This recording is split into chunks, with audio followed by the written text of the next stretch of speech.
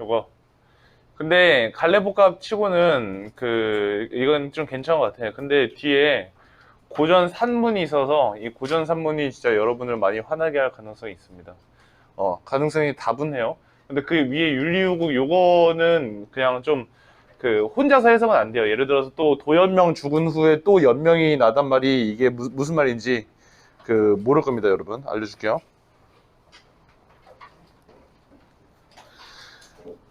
자, 여기서 도연명이라고 하는 사람이 누군지부터 알아야 돼요. 우리가 옛날에 고사 인용할 때 고사에 나오는 시인 중에 유명한 시인들 하면 이두 맞나? 이두? 200과 두보. 이름이 합쳐졌어, 머릿속에서. 이두, 미안해요, 쌤. 어제 운동하느라. 그렇습니다. 미안합니다. 이두가 아니라 이보? 뭐죠? 200과 두보. 이런 사람들이 있어요. 중국 시인입니다. 근데 그런 사람들 말고도 또 한 명 유명한 사람이 있는데 그 유명한 사람이 도연명이라는 사람이에요. 짱깨죠. 근데 미안합니다. 사과할게요. 자, 다시. 자, 안녕하세요. 윤리요고 시작해 보도록 하겠습니다. 처음에 나오는 게 이제 도연명인데, 그죠? 이 도연명이라는 사람이 중국의 과거에 유명했던 시인이다. 고사에 인용되는 그런 사람이다. 그럼 여기서 도연명이 죽은 후에 또 연명이 나단 말이라고 할 땐 도연명이 누구라고요? 도연명이 중국의 시인이다 라고 했잖아요. 근데 그 연명이 또 나단 말이가 무슨 말이냐면 나타났다. 이거 나단을 그렇게 해석하세요. 나타났다. 나타났다는 이렇게 해석해 보세요. 오케이? 나타났다는 말이라고 하면은 나타났다는 말이냐 이렇게 해석하면 되거든요. 근데 이 도연명이 그냥 시이다라고 해서 뭐 시를 잘 썼다. 자료 만약에 없으시면 오영구한테 받으시면 됩니다. 그러면 여기서 그냥 이 시인을 좋아했기 때문이 아니라 이 도연명이라는 옛날 중국 시인이 어떤 특성을 가졌는지 알아볼 필요가 있는데요. 이 시인은 속세를 버리고 자연 속에서 은거한 사람이다. 알겠죠? 다시 이 도연명이라고 하는 사람은 뭐라고? 은거. 은거하는 삶의 태도를 가졌던 그런 사람이라고, 이 도연명이. 그럼 도연명이 죽은 후에, 도연명이 과거 사람이잖아요. 그죠? 옛날 사람이니까 도연명은 죽었겠죠? 그럼 도연명이 죽은 후에 또 도연명이 나타났다는 말이냐? 여기까지 듣고 그러면 고전시 가잖아요. 여기서 연명이 나타났다고 하는데 그 연명이 누굴까요? 자기 자신이겠죠. 옛날에 죽은 도연명 다시 나타났단 말이야. 이러고 있는 거예요. 그러니까 자기 자신이 도연명이다. 그래서 이 연명이 나타났다는 말에는 화자. 화자가 이제 연명과 같다라고 하는 겁니다. 그러니까 옛 모습과 같다. 이게 고사를 인용하는 방식 중 하나인데 옛 사람들의 모습과 같구나 이런 표현들이 있어요. 이것도 마찬가지입니다. 도연명이 옛날에 분명 죽었는데 이거 완전 도연명 아니냐? 이러는 거예요. 왜 그러냐면 이 도연명이라는 사람이 어디서 살았냐면 율리라는 곳에서 살았어요. 도연명이 살았던 고을 이름이 율리라고. 율리. 참 신기하죠. 근데 여기서 제목을 보면 윤리유곡이거든요. 그러니까 오른쪽 아래 보세요. 제목 보면 윤리유곡이야. 이 윤리유곡이 무슨 뜻이냐면 윤리라는 동네에서 노래 부른다 뭐 이런 뜻입니다. 아시겠죠? 그러니까 이 윤리라는 데에서 도연명이 옛날에 살았잖아. 물론 걔는 한국 사람 아니니까 중국에 윤리가 있었겠죠? 그리고 이번에는 한국의 윤리인 곳에서 내가 살고 있다. 오른쪽 아래 이름 보면 김광욱이라는 사람이네요. 그렇죠? 그래서 밤마을의 옛 이름이 마초와 같으시고 라고 할 때 이 율에서 율자가 밤율자예요. 율무차 할 때 율자가 같은 율자인지 모르겠어요. 자, 중국어학과 없나요? 있죠. 오영군 중국어학과 아닌가요? 일본어입니까? 일본어도 한 번 배우잖아. 좋았어. 자, 오영군 밤율자 있는 거 맞습니까? 아니, 네이버에 쳐볼 거면 내가 쳐봤지. 알겠습니다. 있어요. 이 율자가 밤율자다. 그러면 율리라고 하는 것이 한자로 돼 있잖아요. 근데 이걸 우리나라 뜻으로 바꾸면 밤마을이라고 있는 거야. 알겠죠? 그래서 이 율리라고 하는 밤마을이 뭐라고요? 율리라는 이름. 이 밤마을 옛 이름이 마초아라고 하면 마침 갓탈시고라면 같구나 정도의 뜻이 되거든요. 그럼 여기서 같구나라고 하는 게 뭐랑 같다는 거예요? 내가 현재 살고 있는 윤리랑 그 다음에 옛날에 도연명이 살았던 윤리, 그 이름이 같다. 그러면 그 이름이 같다는 점에서 나는 무엇과 동일시하고 있다? 자신을 그죠. 옛날에 사람 도연명과 동일시하고 있다. 그러니까 그 지명이 같다는 점을 이용해서 알겠죠? 자, 그 다음에 도로와라고 하면 돌아와서라는 뜻입니다. 돌아와서라고 하면은 그러면 어디서 돌아왔을까를 생각해 보면 얘들아 봐봐. 여기서 이 친구의 그 살고 있는 곳, 이 반마을 율리라는 곳이 딱 봐도 한양이랑은 거리가 있어 보여. 뭐 한양, 한양시, 뭐 율리읍 뭐 그런 거 아닐 거냐, 그치? 그러니까 한양과 거리가 있다고 봤을 때 이 율리라는 반마을, 요것이 얘들아 여기서 무엇을 생각해낼 수 있어야 되면 도연명을 생각해낼 수 있어야 되잖아. 근데 도연명이 그냥 시인이 아니라 뭘 했던 시인이라고? 은거하는 삶을 살았던 시인이다. 그러면 나도 이 반마을이라는 곳은 나한테 어떤 공간이에요? 은거하고 있는 공간입니다. 알겠죠? 화자한테 반마을은 은거하고 있는 공간, 그리고 마찬가지로 율리에서 은거했던 도연명의 삶과 같다. 그러면 돌아와서라고 하면은 보세요. 이 어디서 어디로 돌아왔다라고 하면 속세에서 어디로 돌아왔다? 율리로 돌아왔다. 이렇게 하면 되잖아. 근데 여기서 이 속세라고 하는 공간은 우리가 어떤 공간이냐면 나가서 정치 싸움이죠. 사실상 정치하고 아니면 뭐 임금님이랑 뭐 샬라샬라하고 그러던 공간이었잖아. 그런데 지금 나는 수졸전원이라고 합니다. 수졸전원이 무슨 뜻이냐면요. 그 자신의 분수에 맞게 산다라는 뜻입니다. 그러니까 원래 수졸전원의 아래 뜻을 보면은 뭐 어리석음을 지켜서 전원으로 돌아옴. 근데 그렇게 보지 마시고요. 자신의 분수에 맞게 살기 위해 전원으로 돌아옴. 그럼 돌아왔다라고 하니까 사실상 그냥 뭐라고 하면 되겠어요? 돌아와서 속세에서 율리로 돌아와서 내 분수에 맞게 삼은 이 정도 해석하면 참 좋겠죠. 그럼 여기서 내 분수에 맞게 산다. 여러 가지 한자 성어들이 기억나죠? 그런 것들이 되겠습니다. 그럼 내 분수에 맞게 산다라고 하니까 그러면 내가 이 율리라는 곳에서 현재 지금 살고 있는 내 삶의 모습은 참 만족스러운 모습이다. 왜? 내 분수에 맞게 사니까. 그럼 여기서 이 내 분수에 맞게 살면서 얘가 보이는 태도는 만족감이고요. 그 다음에 소박하게 사는 거겠죠. 그러면 뭐뭇이야. 이 수졸전환하는 이것이야. 그이오 네오 다르야 라고 하는데 그이오 네오라고 하면 비교입니다. 자, 그래서 이거 비교해볼 건데, 근데 여기서 네오라고 하면은 화자죠. 이게 화자고요. 그 다음에 그이오라고 하면은 이건 도연명이 됩니다. 그러면 이건 뭐냐면 마침 고을 이름이 같구나. 도연명도 은거하면서 살았고 나도 은거하면서 살았고 걔랑 내랑 다르겠냐. 설의죠. 설의니까 다르지 않을 것이다 라고 하는 겁니다. 그러니까 이 첫 번째 제1곡에서는 도연명이랑 나랑 공통점을 풀이하고 있는 그런 노래라고 할 수가 있겠죠. 좋아요. 그러면 이렇게 속세를 잊은 마음을 조금만 더 풀이를 해보도록 하겠습니다. 자, 이 곡으로 가보면 공명도 잊었노라 부기도 잊었노라. 대구법 쓰이면서 지금 공명과 부기를 잊었다고 했는데 공명과 부기라고 하면 속세의 가치죠. 그러니까 좋은 가치겠습니까? 안 좋은 가치겠습니까? 화자한테 안 좋은 가치죠. 네, 그래서 부정적인 가치 또는 뭐 단절하고자 하는 거리를 두려고 하는 그런 가치가 되겠죠. 그래서 공명과 부기를 잊었어요. 자, 여기서 선생님이 말한 거 대구 말했죠. 그 다음에 부정적 시어 말했죠. 그 다음에 잊었노란 반복까지 말을 하겠습니다.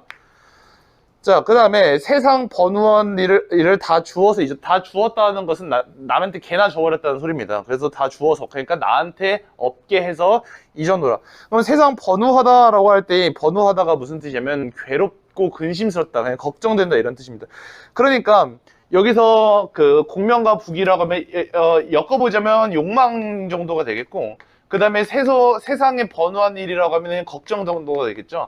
그러니까 속세에 대한 욕망과 걱정을 모두 다 잊어버렸다는 겁니다. 그리고 이제는 내 몸을 내마저 잊으니 남이 아니 잊으랴. 자, 여기서 그러면 생략된 게 있어요. 남이 아니 잊으랴 라고 할 때 남이 나를 할 정도가 생략이 됐을 것 같은데 보세요. 내 몸을 나마저 잊어버렸어요. 그러니까 나도 내 몸을 잊었는데 남은 내 몸을 안 잊을까? 서리법이죠. 그러면 남도 나를 잊었다라고 하는 거거든요. 그럼 여기서 남이라고 하면은 어떠한 남이라고 봐야 되나? 속세 사람이라고 보는 게 옳아요. 그러니까 자연에서 같이 놀고 있는 사람 이러면 걔가 나를 잊어버리면 안 되는 거잖아. 속세 사람이 나를 잊어버렸다.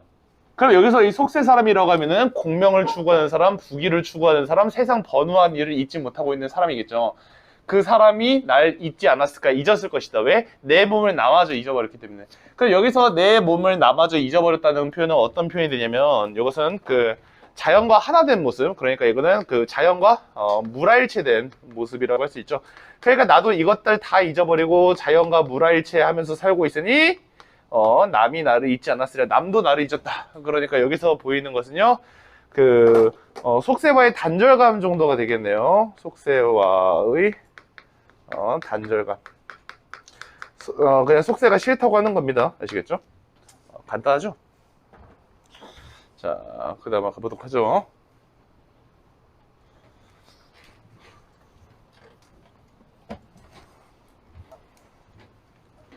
그 다음에 그 기억이라고 되어 있고 질가마라고 하네요. 질가마를 조히 씻고 바위 아래서 새물을 길었다. 새물이라고 하면 사실 새로운 물이 아니라 샘물이에요. 자, 그러면 여기서 질가마를 조희라고 할 때 조희는 깨끗하게 부사거든요. 깨끗이 정도가 됩니다. 질가마를 깨끗이 씻고요. 그 다음에 바위 아래서 샘물을 길었어요. 그래서 그걸 가지고 내가 뭘 할까를 생각해보니까 팥죽을 쓰고요. 절이짐채를 끄어내. 절이짐채라고 하면 김치입니다. 김치. 김치의 일종, 이 정도만 봐요. 그럼 김치를 끄어내니라고 할 때 끄어내니 무슨 뜻이냐면 끄집어내니. 절이김치라고 하면 원래는 절여져 있는 절인 김치, 그러니까 묵은 김치 정도가 되게 묵은지 정도가 될 것 같은데, 근데 그렇게까지는 몰라도 되겠죠. 이 짐채가 원래는 김치의 고어예요. 자, 그러면 이렇게 끄집어내니, 절인 김치를 끄집어내는 겁니다. 어디 땅속에 묻어두니까 옛날엔. 그래서 세상이야, 세상에 이 두 맛이야 남이 알까 하노라. 자, 그러면 여기서 보면은 그 질가마를 씻잖아요. 이 질가마에 팥죽을 어서 오세요. 팥죽을 쓰잖아요. 그렇죠? 그러니까 여기서 기억이 돼 있지만 사실상 이 질가마는 그렇게 중요한 시어가 아니라 그냥 팥죽을 쓰는 거. 그러면 한 층만 더 올라가 봅시다. 우리가 팥죽을 쓴다는 것은, 그러면 여기서 이 질가마라고 하면 봐봐. 여기서 이 질가마로 팥죽을 쓰는데 이 두 맛이라고 하면 팥죽과 절이짐채가 되겠죠. 절인 김치? 이 두 맛이야 남이 알까 하노라. 남이 알까봐 좀 그렇다, 나만 먹고 싶다라는 뜻이에요. 욕심 이렇게 가면 안 돼요. 알겠죠? 나만 먹고자, 남들 알면 안 돼. 백종원의 특급 레시피 막 그런 거 아닙니다. 여기선. 그러니까 맛있다 이런 뜻이거든요. 맛있다. 다른 사람들 모르게 나만 먹겠다 막 이런 게 아니라 맛있다다. 그러면 이 뭐가 맛있다? 팥죽과 절이짐채가 맛있다. 그럼 팥죽이 질가마다. 그러면 여기서 이 질가마가 뜻하는 건 뭐냐면 자연 속에서 누리는 그 소박한 행복 정도가 되겠죠. 왜? 질가마로 팥죽을 쓰니까. 그래서 이것도 그 질가마랑 그 다음에 새물, 그 다음에 팥죽, 그 다음에 절이짐채 이런 것들은 자연에서 지금 화자가 소박한 즐거움을 누리고 있다. 이 정도만 보면 될 것으로 보입니다. 알겠죠? 그 다음, 자, 어화라고 하면은, 우리, 뭐더라? 이런 거 뭐라고 그러죠? 감탄사. 세 글자. 까먹었어요. 자, 감탄사를 쓰면서, 우와, 저 백구야, 무슨 수고하는 거냐, 라고 합니다. 근데 보통 그 백구라고 하면은 여러분 잘 보세요. 이게 문제 출제 포인트가 될 수 있겠죠. 보통의 백구라고 하면은 어떤 느낌이냐면 그 중국의 고사에 인용되는 동물이에요. 백구가 원래 갈매기거든요. 근데 그냥 갈매기라고 하지 말고 고사 속에 있는 갈매기예요. 그래서 무슨 고사 속에 어떤 게 있느냐? 옛날에 중국에 어부가 있었는데 그 어부가 그 욕심이 없는 어부였어요. 웃긴데 어쨌든 뭐 욕심이 없는 어부였어요. 근데 어부가 어느 날 그 갈매기들 보니까 갈매기들이 자기한테 놀러 와서 막 무라일체를 한 거야. 오케이? 선생님도 방금 작전체육공원에서 거기 앞에 그 이마트 있거든요, 여러분. 예, 이마트 그 학원 이 사이에 공원 하나 있죠. 이마트에 선생님이 방금 송사부 고로케인지 뭔지 그걸 샀어요. 네. 왜냐면 밥을 딱 먹으려고 했는데 아니 푸드코트가 10시 반부터 연다고 하더라고. 근데 난 거기 10시에 갔거든. 그래서 이제 뭐 욕하면서 딱 고로케 먹었는데 대단히 맛있더라고.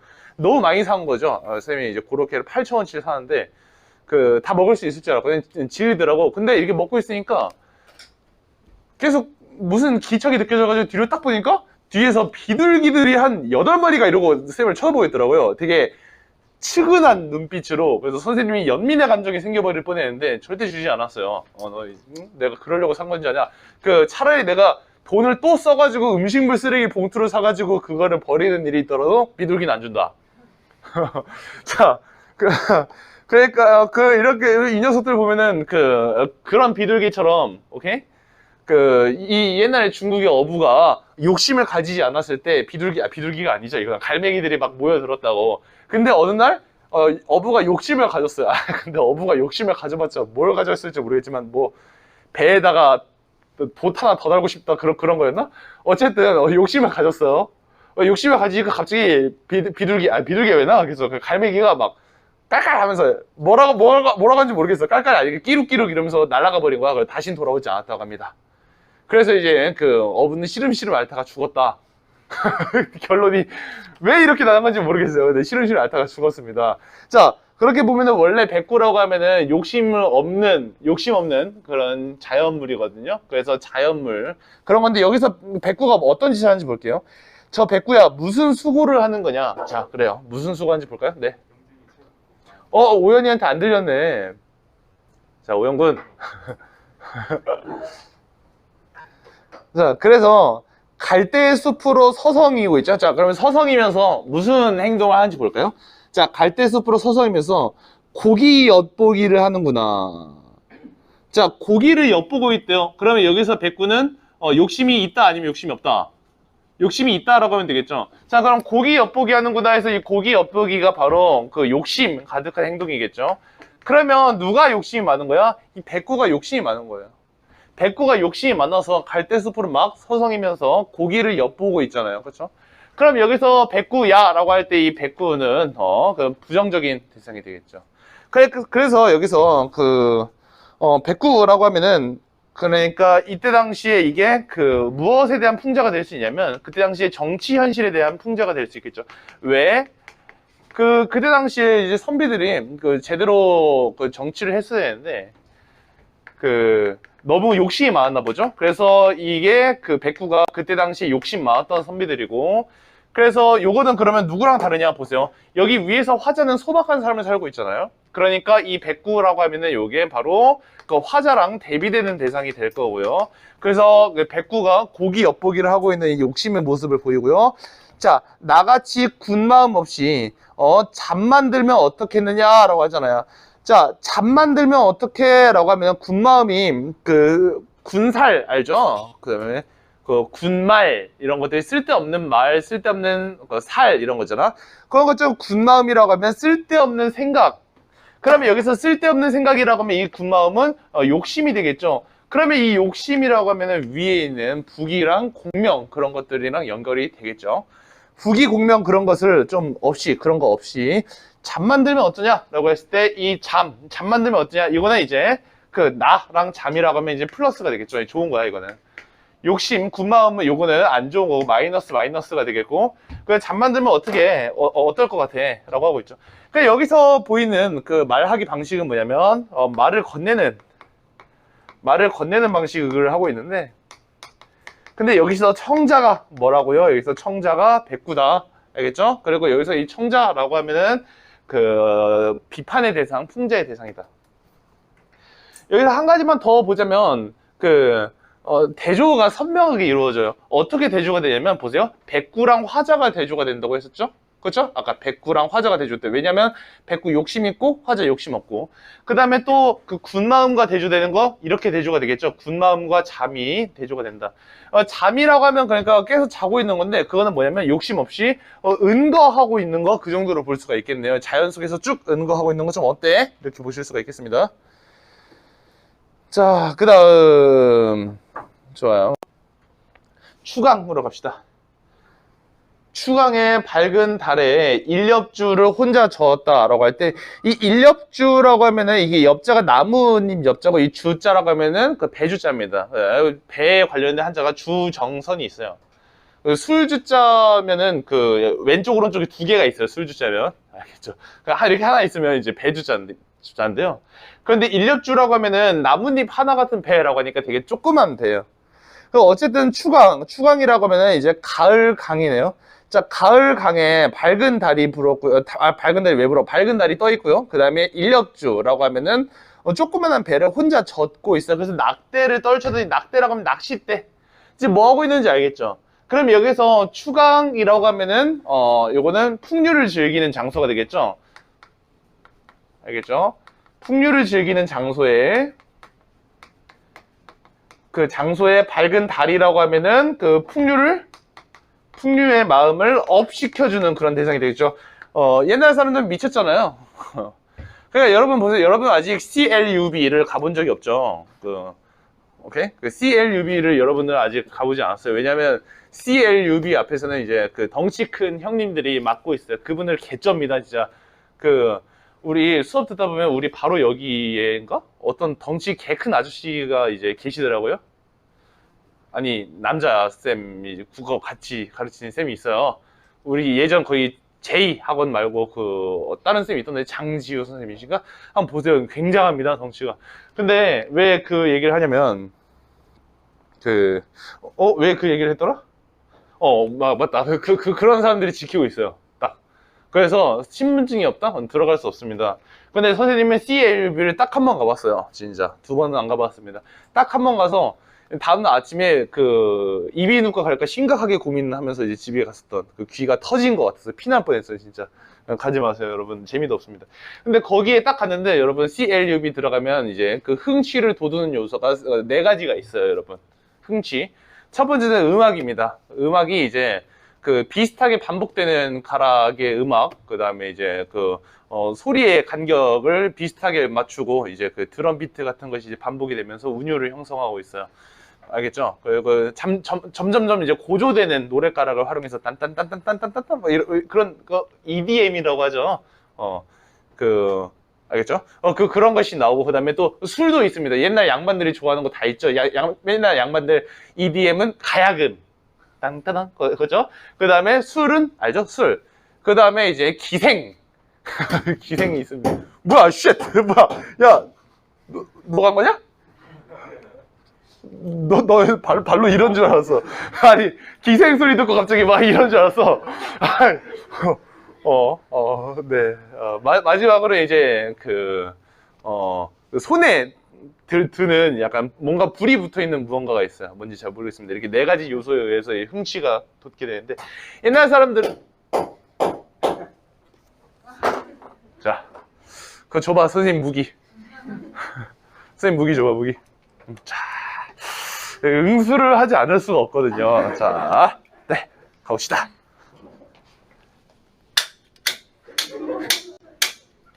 자, 이 정도면 선생님의 의지가 충분히 전해졌을 거라고 생각합니다. 네, 그래요. 한 번 더 쳤는데? 마지막에? 아까 계속 6개만 치다가, 그래요. 자, 어쨌든, 그러면 여기서 얘도 이렇게 달이 흥취를 돋는 그런 요소라고, 약간 위에 조명 이렇게 하는 것처럼, 알겠죠? 그래서 여기서 얘가 하고 있는 건 흥취예요. 풍류를 즐기고 있죠. 그래서 낙대를 떨쳐더니 백구들이 다 놀란다라고 하니, 이 백구가 위에 백구가 아니에요. 반드시 구분해서 해서 보셔야 됩니다. 여기서 백구는 안 좋은 백구, 그 다음에 여기서 백구는 근처에 있었던 아무 생각 없는 백구. 알겠죠? 자, 그 다음에 어디서 일성어적은 조차 흥을 돕는, 일성어적이 그것이 또 내 흥을 돕는다. 이것조차 있어가지고 내 흥을 돕는다라는 뜻이거든요. 그다음에 일성어적이라고 하는 것이 무슨 뜻이냐? 어부가 부는 피리 소리입니다. 그래, 여기서 그러면 이 피리 소리도 뭐라고 할 수가 있을까? 이 피리 소리도 당연히 풍류를 업시키는 그런 소재라고 할 수가 있겠다. 여기서는 이 피리 소리가 EDM이 되는 거죠. 알겠죠? 좋아요. 그래서 낚시를 즐기면서 가을강에서 풍류를 즐기고 있다. 이 정도 보면 될 것 같고, 그 다음에 이제 남은 거 2개 볼게요. 화수가 맑다더니 성인이 나시는구나 라는 뜻이거든요. 자, 그러면 무슨 뜻이냐? 황하수가 뭐냐면요, 중국의 황하 강이에요. 근데 이 황하수가 맑다더니 이게 무슨 뜻이냐면, 옛날에 중국 고사 중에 어떤 고사가 있냐면, 선생님 어떻게 아는 건지 모르겠어요. 근데 옛날 중국 고사 중에 천년에 한 번씩 그 황하라는 강이 맑아진대요. 알겠죠? 엄청 뿌옇다가 맑아진다. 그때마다 성인이 출연한대요. 네, 그렇습니다. 어찌든 천년에 한 번씩밖에 성인이 출연 안 하는 건데, 나머진 다 그러면 성인이 아니니까 청소년인 거죠. 자, 미안합니다.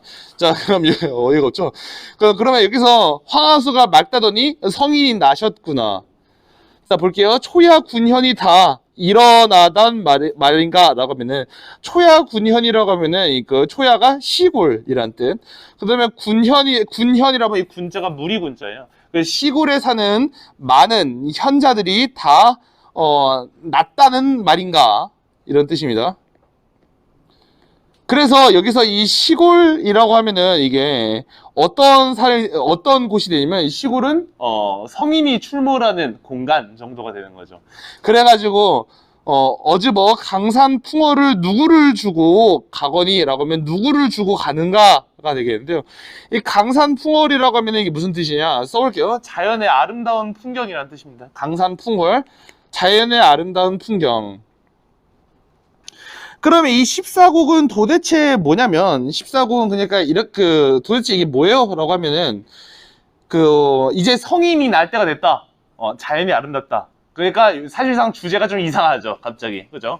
성인이 날 때가 됐다.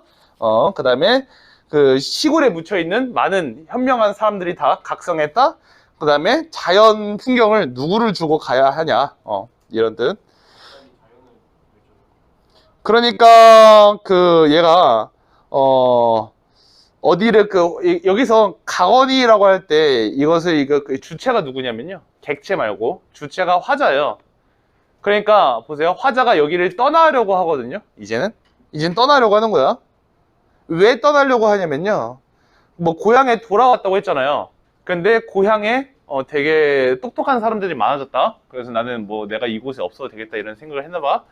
떠나려고 했어. 자, 이제 그렇게 떠나려고 하는데 이 강산풍월이 너무 좋으니까 누구를 주고 가야 되냐? 모르겠다. 내가 계속 갖고 있고 싶다. 그래가지고 난 이곳을 떠나기 싫다. 이렇게 되는 거예요. 오케이? 옛날에 현대시 중에 그런 거 있지 않았어요? 나두야 간다라고 하면서 내가 이 고향을 못 떠나는 이유 두 가지 막 있었잖아요. 강산이 잊히지 않고 사람들이 잊히지 않고, 이것처럼 나도 여기서 사람들도 똑똑하니까 이제 가려고 하는데, 그런데 이 강산을 누구를 주고 가야 하냐? 좀 그런데 내 건데 나 안 가로 결론이 나는 겁니다. 알겠죠? 그래서 이 14곡에서 그럼 결론이 뭐냐라고 하면은 나는 자연을 떠나지 않겠다가 되는 거예요. 아시겠죠? 자, 이렇게 이해하시면 됩니다. 자, 그래요. 그 다음에 또 최행수, 쑥다림 하세, 조동갑, 꽃다림 하세. 쑥다림이 뭐냐면요, 쑥을 캐가지고 달려서 먹는 놀이에요. 옛날 사람들이 그런 놀이가 있었다. 알겠죠? 그게 무슨 뜻이냐면, 행수, 조동갑, 이거는 친구들인가 보죠. 그럼 최행수야. 행수라고 하면은 그거 이름인데, 간직 이름인데. 자, 어쨌든 뭐 최행수야, 조동갑아, 우리 롤 하자, 우리 배그 하자, 약간 이런 표현이에요, 요거. 그 다음에 닭찜, 개찜, 올벼, 점심, 내 아무쪼록 담당함세. 내가 닭찜이나 개찜, 그 다음에 올벼는 올해 나온 벼, 이런 걸로 내가 점심을 내가 아무쪼록 담당하겠다. 네. 그 다음에 매일의 이런 굴면이 무슨 뜻이냐면요, 이렇게 지내면 이란 뜻입니다. 해석 안 나와 있죠? 매일 이렇게 지내면 이란 뜻이에요. 이렇게 지내면 무슨 시름이 있으랴. 이것도 서리법이죠. 그러니까 매일 이렇게만 지내면 정말 내가 시련이 없겠다. 어떤 시름도 없겠다. 이 시름이 걱정이란 뜻이에요.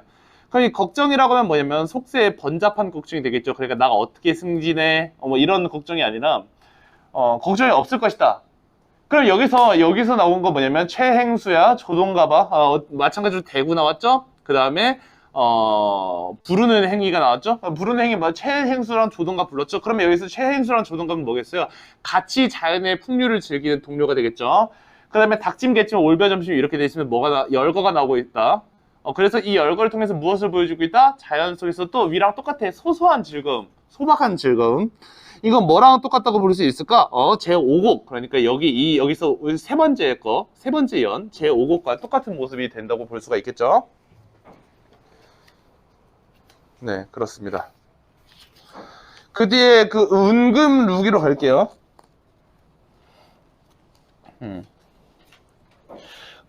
운금 루기가 요거 이거는 진짜 화날 거예요 보면서. 요거는 뭐 이런 워크북이 필요한데, 워크북 이제 다다음 주인가? 다음 주가? 다음 주에 나오겠네요. 오늘이 20 며칠이죠? 다음 주에 나옵니다. 자, 운금 루가 뭐냐면요, 운금 루가 누각이에요. 누각. 알겠죠? 그래서 이 누각을 돌아보고 쓴 그 기행문입니다. 할 수 있겠죠? 자, 가볼게요. 여기서 맨 처음에 나오는 게 뭐냐면 볼게요. 올라가 볼 만한 산천의 경지는, 경지가 무슨 뜻이냐, 경치라고 보시면 돼요. 그냥 여기서 경지가 원래 뜻이 있는데 그냥 경치라고 보면 돼요. 그러니까 올라가 볼 만한 그런 경치 좋은 곳은 반드시 모두 궁벽하고 시골에 있고라는 뜻입니다. 하선양, 궁벽하고 무슨 뜻이죠? 몰라요? 네, 알려주겠습니다. 자, 다시. 하선양, 궁벽하고 시골에 있는 이라는 뜻입니다. 알겠죠? 자, 좋아요. 그래서 이제 궁벽하다. 근데 이제 그렇게 궁벽하고 거리가 먼 지방에만 있는 것이 아니다.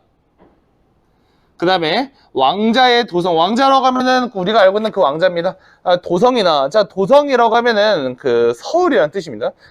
서울이나 아니면 대중이 모인 도회지. 도회지 뜻 아세요? 도회지가 도시라는 뜻이에요. 도회지에도 본래 좋은 산천이 없는 것이 아니다. 자, 근데 여기서 잘 보세요. 산천이라고 하면 원래 산과 하천, 그러니까 강이라는 뜻이잖아요. 그러니까 정말로 산천은 원래는요, 궁벽하고 거리가 먼 지방에 있겠죠. 여러분, 인천에서 산천을 발견할 수는 있네요. 인천. 우리나라는 어디든 사실 다 산천을 발견할 수 있어요. 선생님도 이제 서울에 딱 한가운데 조금 아래, 남산 타워랑 한 5km 떨어져 있고, 육산 빌딩이랑 한 2km 떨어져 있는 곳에 사는데, 거기도 이제 말이 서울이시, 바로 그냥 선생님도 이 뒤를 올라보면 산이 있어요. 뒷산이 있다. 밭은 없어요. 그런데 자, 여러분 알겠죠? 네. 자, 하소장 왜 갑자기 주먹을 이렇게 펼쳐주세요? 아니죠. 화소장은 집 뒤에 밭이 없어요? 알겠습니다. 네. 이따가 쉬는 시간에 한번 보도록 하죠. 네. 자, 그러면 여기서 원래는, 그러니까 얘들아, 산천의 경지라는 것이 어디에 있다? 지방에 있어야 한다. 근데 얘가 말하는 건 뭐야? 도성, 서울이나 도회지에도 좋은 산천이 없는 것이 아니다. 그러니까 무슨 뜻이야? 좋은 산천이 있다라고 하는 거잖아. 오케이? 그러면 여기서 그럼 어떻게 할 수가 있느냐? 이 산천이라고 하면은, 산천이 무슨 뜻이냐면요? 이거 안 넘겼네? 산천이라고 하면은 아름다운 경치를 가진 곳이라고 우리가 한번 정의 내려봐요. 아름다운 경치를 가진 곳이라고 할 때, 원래 산천은 어디서 발견된다? 아래에서 발견된다. 지방에서 발견된다. 그게 일반적인 사람의 인식이다. 그런데 여기서 도회지에도 본래 좋은 산천이 없는 것이 아니다. 이건 무슨 뜻이라고 할 수 있냐면, 사고를 전환해 볼 수 있다는 거죠. 그러니까 보세요. 우리가 어떤 경치를 찾아보기 위해서 맨날 궁벽한 곳으로 가야 된다던가, 아니면 진짜 뭐 거리가 먼 지방으로 가야 된다던가, 그런 게 아니라, 조금만 생각을 바꾸면은 이런 좋은 경치 서울에서도 누릴 수 있다 이거예요. 오케이. 서울에서 경치 좋은 곳이 어디냐라고 하면 북한산 보면은, 북한산 아래에서 북한산을 올려다 보면은 굉장합니다. 깎아지른 그것들이 절벽들이 보이거든요. 대단해요. 그런 것처럼 우리가 조금만 생각을 바꾸면은 이렇게 사람들 많이 있는 도시에서도 경치 좋은 곳을 발견할 수 있다. 근데 이게 얘들아, 운금루기라고 했잖아. 운금루라고 할 때 루가 누각이라는 뜻인데, 누각은 정자라는 뜻이다. 그러면 여기서 이렇게 도회지에서 발견할 수 있는 산천, 경치 좋은 곳, 거기가 바로 어딜까요? 운금루가 되겠죠. 운금루기니까. 알겠죠? 그렇습니다. 자, 그 다음, 명성을 노리는 사람은 조정에, 조정이라고 하면 알죠?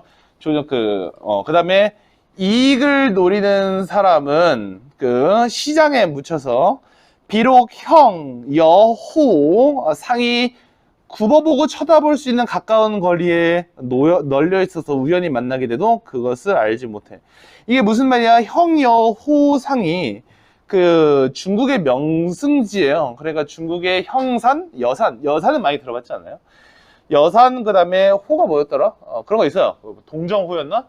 그래서 소라면 상이라면 소상강이겠죠.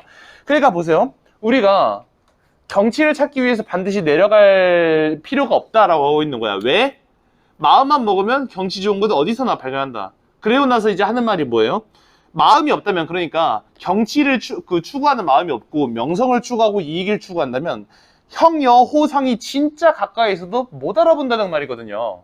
오케이? 못 알아본다. 읽어봐요. 읽어보면 가까운 거리에 널려 있어도 쭈르륵 그런 것이 있음을 알지 못하는 것이다. 그러면 이것은 뭐냐면 길게 써볼게요. 여기서 분명 비판하고 있는 것이 있거든요. 비판하고 있는 게 있는데, 근데 이 문장을 요약하면 될 것 같아요. 이 문장을 요약하면 명성과 이익을 좇느라, 그러니까 이런 걸 우리가 요약해서 그 세속적 가치라고 해보죠. 이런 세속적 가치를 좇느라 뭐라고 할 수 있을까요?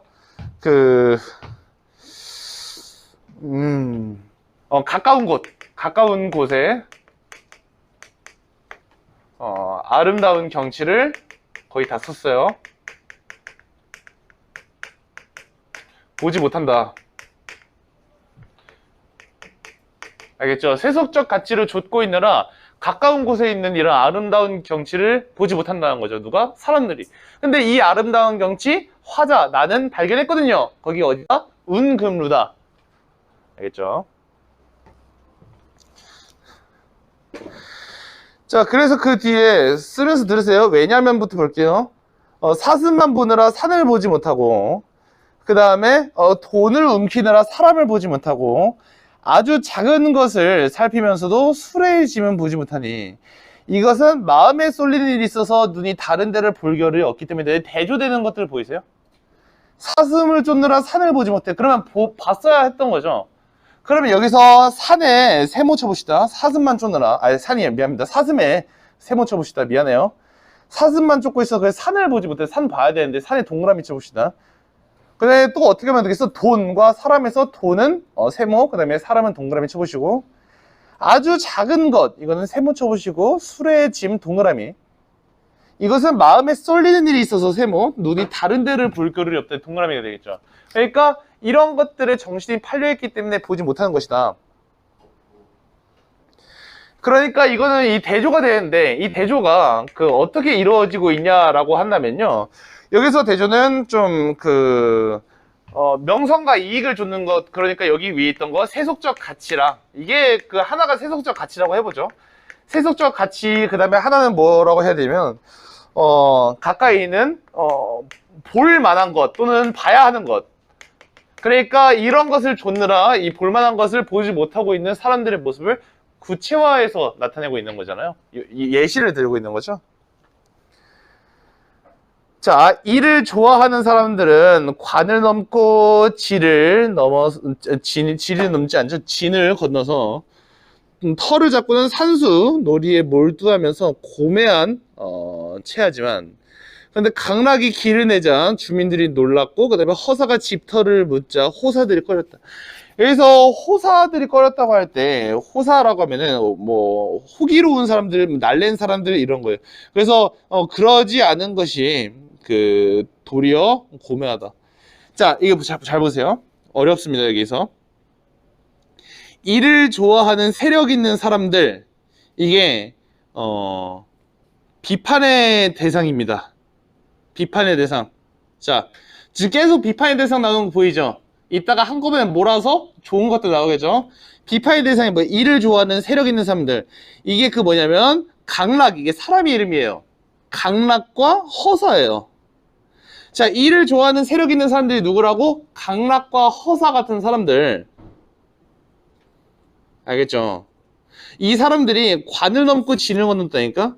근데 관이 뭐냐면 국경선이란 뜻이고 진은 나루터라는 뜻인데, 근데 여기서 관을 넘고 진을 넘고 있어요. 털을 잡고 산수놀이에 몰두해 자, 무엇을 건너 이러잖아. 얘네가 하고 있는 게 뭐냐면 멀리 있는 산천을 유람하는 모습이죠. 유람해. 그러니까 얘가 하고자 했던 말이 함자 이상했었네요. 얘가 하고자 했던 말이 뭐였어? 그 유람을 할 때 좀 가까이서 해도 된다고 했잖아요. 멀리 안 가도 된다고 했잖아. 근데 얘네가 엄청 멀리 갔다고. 근데 얘네가 세력 있는 사람들, 그러니까 권력자였다. 이 권력자들이 멀리 다니면서 자기들 편하게 다니고 싶어가지고 막 길을 냅니다. 다시 읽어볼게요. 강락이 길을 내요. 허사가 집터를 물어. 아니, 집사가 되냐? 그래서 주민들이 놀랐고 호사들이 꺼렸다라고 하면은 반발심이 일었다. 그러니까 그러지 않는 것이 도리어 고매하다. 자, 그러면 여기서 다시 보세요. 이렇게 하면서 산수도리에 몰두하면서 고매한 체하지만, 그리고 이제 제일 마지막 문장과 이어보면은 그러지 않는 것이 도리어 고매하다라고 했잖아요. 그러니까 여기서 고매한 체하고 있는 이런 강락과 허사 같은 사람들을 비판하고 있는 거죠. 비판. 자, 그래요. 자, 그러면 여기서 강락과 허사가 고사에 나오는 사람인데 어떤 고사냐라고 하면은 나라에 대한 충성심은 없고요. 그러니까 부동산쟁이였대요. 부동산에 대한 관심이 많았대요. 그래야 나중에 사형을 당했대요. 알겠죠? 여러분도 부동산에 관심이 많으면 나중에 언젠가 사형을 당할 수 있습니다. 네, 알겠죠? 집 살 생각 하지 마세요. 언젠가 사형을 당할 수 있습니다. 선생님이 여러분들보다 조금 더 일찍 돈을 벌어봤잖아요. 그러니까 여러분들과 여러분 아버지, 어머니 세대와는 이제 굉장한 갭이 있잖아요. 근데 선생님과는 그렇게 갭이 크지 않아. 너희들 몇 년생이지? 03이지? 선생님이 94년생이란 말이야. 믿기지 않겠지만. 그럼 우리는 9살이야. 9살 차이야. 9살이래. 우리는 9살. 우리 9살 차이야. 그렇죠? 그래서 선생님이 여러분보다 조금 일찍 돈 벌기 시작해봤어요. 그런데 부동산은 답이 없어요, 여러분. 그러니까 여러분 나중에 괜히 사용당하지 마시고 쌤이 이게 살아보니까 월세 상당히 괜찮아요. 우리 월세 삽시다. 알겠죠? 월세 진짜 괜찮아요. 월세가 진짜 굉장히 괜찮습니다. 그래서 딱 여러분도 대학교 가자마자 매달 25만 원이면 여러분의 집을 구할 수 있어요. 어때요? 행복하지 않나요? 그럼 거기서 한쪽에 냉장고 5만 원이면 번개장터에서 업어올 수 있어요. 가는 사람이 고맙다고 안에 계란 넣어놨어요. 그럴 거예요. 파는 사람이. 그럼 거기다가 술 오지게 채워놓고, 알겠죠? 한쪽에는 맥주, 한쪽에는 소주 딱 채워놓고, 안쪽에는 막걸리, 위에는 베스킨라빈스 남은 거 딱 갖다 박으면 그것이 바로 아까 나왔던 걔 누구냐? 그놈. 걔가 도연명이 아니면 뭐임? 그게. 그렇죠? 그러니까 여러분들 이 허사가 뭐라고요? 비판의 대상이다. 왜 비판의 대상이냐면 부동산을 너무 좋아했기 때문에. 아시겠죠? 그래요. 자, 그래서 우리 두 번째 문단으로 갈게요. 이제 드디어 운금루 얘기가 나옵니다.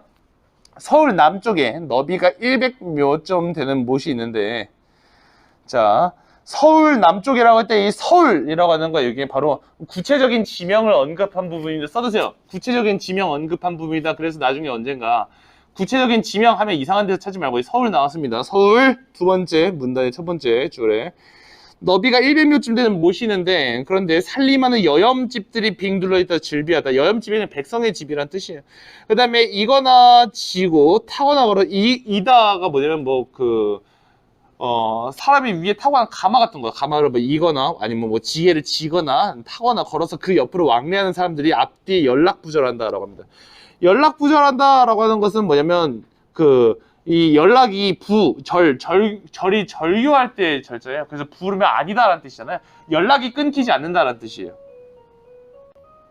그래서 이게 연락이 끊기지 않는다는 뜻이 뭐냐면 계속 돌아다닌다는 뜻입니다. 왕래하는 사람들이 계속 돌아다녀. 어찌 뛰어나게 그윽하고 훤칠하게 넓은 지역이. 야, 여기서 얘들아, 뛰어나게 그윽하고 훤칠하게 넓은 지역, 이게 뭐냐면 운금루입니다. 그거 딱 가로치고 운금루라고 한번 해 놓으세요. 뛰어나게 그윽하고 훤칠하게 넓은 지역이 운금루인데, 근데 보세요. 옆에서 그렇게 왕래하는 사람들이 앞뒤에 연락부절하고 엄청 자주 다니죠. 그렇죠? 근데 이렇게 자주 다니는 그 사람들이 운금루를 안다 모른다? 모른다. 근데 앞에서 뭐라고 했었어? 경치를 내 앞에서 볼만한 걸 이제 볼 수 있는 눈을 가져야 본다고 했잖아. 오케이? 그러니까 뭐 속세적 가치 추구하고 있으면 그 못 본다고 했잖아요. 그거랑 마찬가지로 여기서 나오는 왕래하는 사람들도 모르는 거야. 그 다음 후, 은치원, 정축년 이거 뭐 고려 때 얘기예요. 여름, 연꽃이 만발했을 때 현복군 권념이 보고는 사랑하에서 바로 못 동쪽에 땅을 세서 누각을 세웠다라고 할 때 이 누각이 운금루. 그럼 여기서 여러분 운금루 좋은 거잖아, 그쵸? 아, 발음 뒤지겠네. 운금루. 그 은금루라고 하든지 뭐 어떻게 할게요. 자, 근데 여기서 운금루가 좋은 거잖아. 그럼 운금루를 세운 인물도 좋은 겁니다. 자, 그러면 여기서 이 권렴이라고 하면은 이건 좋은 사람이에요. 왜 좋냐면 보세요. 여기 위에서 세속적 가치 쫓는 사람들이 계속 나왔죠. 허사 나왔고 또 뭐냐 뭐 하나 더 나왔잖아. 그리고 또 그 왕래하는 사람들, 그 사람들도 경치를 모르는 사람들이니까 세속적 가치를 쫓는 사람이라 할 수 있어. 근데 여기서 이 권념이라는 사람은 근데 이것을 세운 사람이니까 세속적 가치를 추구하지 않는 사람인 거죠. 아시겠죠? 네. 그래서 높이는 두 길이나 되고 연장은 세 발, 그 다음에 주추가 없이 기둥을 마련했으면 썩지 않도록 하는 것이다. 고맙습니다. 그 다음에 기와를 덮지 않고 띠를 이었으면 새지 않도록 한 것이다. 뭐 비가 새지 않도록. 석가래는 다듬지 않지만 굵지도 않고 약하지도 않고 벽두는 단청하지는 않다. 단청하다라고 하는 것은 그 단정하다가 아닙니다. 뭐 그림을 그리다 이런 뜻이에요. 어쨌든 단청하지는 않았지만 벽두는 뭐냐면 벽에 바른 흙이라는 뜻입니다. 그랬지만 그런데 화려하지도 누추하지도 않아서 이러한데 온 못의 연꽃을 모두 차지하고 있다. 자, 그러면 여기서 그 온 못의 연꽃을 모두 차지하고 있는 거 이거 그러니까 이 부분 오케이? 여기까지가 다 뭐냐면 은금루의 모습이에요. 자, 딱 봐요. 이 은금루의 모습 아름답겠어요? 아름답지 않겠어요? 아름다운 겁니다. 알겠죠? 그럼 여기는 은금루의 모습인데 이 모습에서 작가는 무엇을 발견하고 있다? 아름다움을 발견하고 있다. 이렇게 봐야 되는 거예요. 오케이? 아름다움을 발견하고 있는데 근데 여기서 이 권념이라는 것도 이 아름다움을 아는 사람이라서 이렇게 만들어 준 겁니다. 이에 그의 아버지 길창공 형제 인아들을 초청한 인아들이 아니에요. 인아가 뭐냐면 그런 거 있어. 뭐 동서라고 해야 되나? 그러니까 뭐 그 외숙부, 외삼촌 이런 거랑 비슷한 식으로 하나의 그 사람 호칭을 나타내는 말이야. 인아들을, 삼촌들을 이런 식으로 인아들을 초청해서 그 위에서 술 마셔 화평, 육회 하루 해가 지났는데 돌아갈 줄 몰라. 대자라고 큰 글자라는 뜻입니다. 이 큰 글자를 잘 쓰는 아들이 있었어. 그래서 운금이라는 두 글자를 쓰도록 해서 누각 이름으로 걸었었다. 요거는 그러니까 뭐냐면 운금루가 지어진 여기서 은금루가 지어진 배경 나타내고 있죠.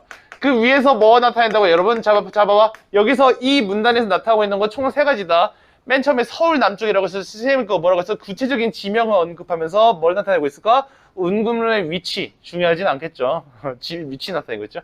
두 번째로는 은금루가 누가 지었는가. 그 다음에 은금루의 이거 글자는 누가 썼는가. 그러니까 은금루의 배경 나타나고 있죠. 위아래. 권념 얘기 나올 때랑 해가지고 세 번째는 은금루의 이제 아름다운 모습을 나타내고 있죠. 이 문단은 그렇게 세 가지를 나타내고 있어요. 위치, 배경, 그 다음에 모습. 자, 이제 나도 한번 가보니라고 했으니까 가봤다. 내가 직접 거기에 가봤다는 거잖아요. 그것이 뭐냐면 이제 이게 운금루 기잖아. 이 기가 일기할 때 또는 기행문할 때 기자거든요. 나도 가봤다. 그러니까 기의 특징인 거죠, 이게.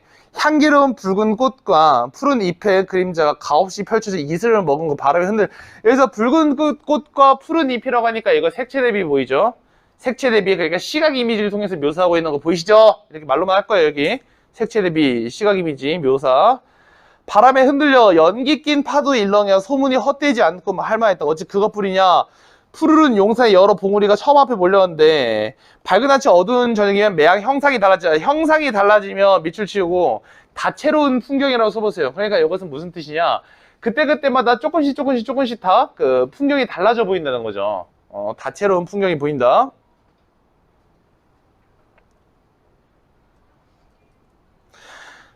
자, 그래서 건너편 여염집 사람들의 집자리 모양을 가만히 앉아서 볼 수 있다. 그래서 이런 사람 저런 사람 돌아다보는 사람 저런 사람 친구 만나서 이야기하는 사람 저런 사람 이런 사람 모습을 감출 수 없어 바라보느라면 즐겁게 그집다. 그래서 그 위에서 사람들 모습 잘 보인다. 저쪽에서는 한갓 못이 있는 것만 보이고 누각이 있으면 알지 못하니 자 이게 뭘까요? 못이 있는 것만 못이 뭐예요? 연못이에요. 그러니까 연못은 알지만 누각은 알지 못한다. 그러니까 은신돼 있는 거죠 누각이. 자 그러면 여기서 왕래하는 사람들 중에 누각이 있으면 아는 사람이 별로 없다는 거잖아. 저쪽에서는 못이 있는 것만 보이고 누각이 있으면 알 수 없다. 근데 여기서 누각이 아름답잖아. 그러니까 이게 뭐냐면 그 위에서 얘기했던 것처럼 다 왕래할 때 나 자연을 진짜 보고 싶어. 그러니까 아름다운 경치를 보고 싶다는 이 간절함이 있어야 볼 수 있다는 겁니다. 네, 그렇습니다. 자, 그래서 어찌 누각에 있는 사람을 알겠는가? 그냥 누각에 있는 사람이 나죠. 그러니까 어찌 나를 알겠는가라고 하면서 거기서 사람들 쳐다보면서 스토킹하고 있는 거예요, 지금. 그 다음 진실로 올라가서 구경할 만한 경치가 반드시 궁벽하고 거리가 먼 지방에만 있는 것이 아닌데 아까 처음에 했던 얘기 다시 나오고 있죠? 그런데 조정이나 시장에만 마음이 쏠리고 조정이나 시장에 아까 뭐라고 했었죠? 속세의 가치, 세속적 가치 눈이 팔려서 우연히 만나면서도 있는 줄을 알지 못한다. 이게 뭐라고? 있는 줄 알지 무엇을 있는 줄 알지 못해? 누각을 있는 줄을 알지 못해서 또한 하늘이 만들고 땅이 숨겨서 사람들한테 보이지 않는 것이 아니겠는가? 은근루의 위치의 특징 때문에.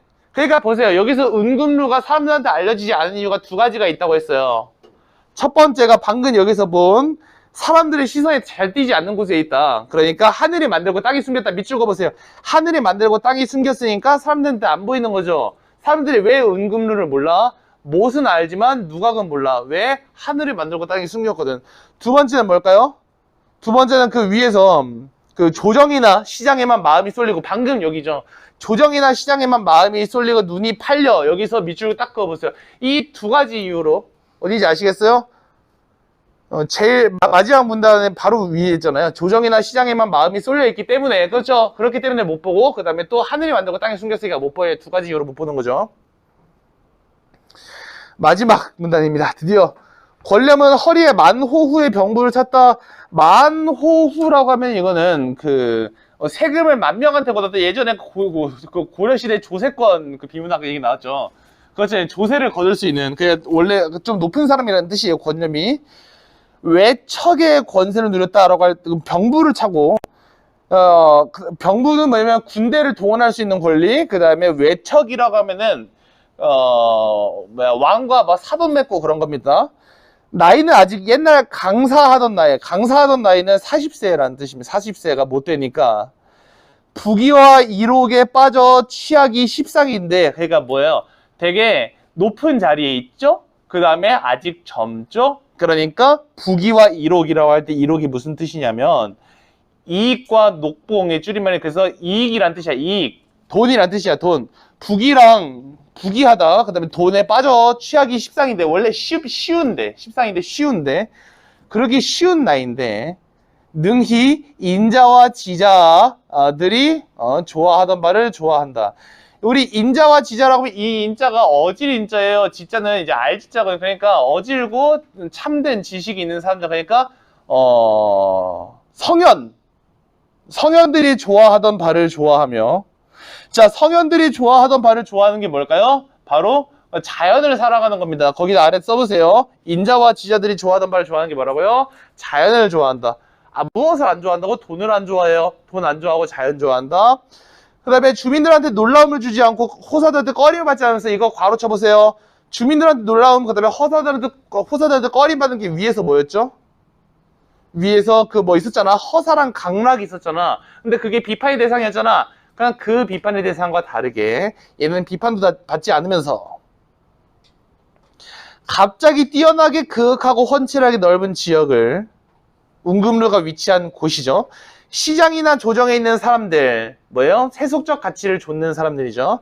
이 사람들의 마음과 눈이 미치지 못하는 곳에서 찾아내요. 얘는 그러니까 찾아낼 수 있죠. 왜 찾아낼 수 있는지 알겠죠? 그러니까 얘는 세속적 가치를 좇지 않는다는 뜻이겠죠. 찾아내서 소유해서 어버이 즐겁게 하고 손님께 즐거움이 미치며 자신을 즐겁게 하고 남에게까지 즐거움이 미치니 이야말로 가상하다.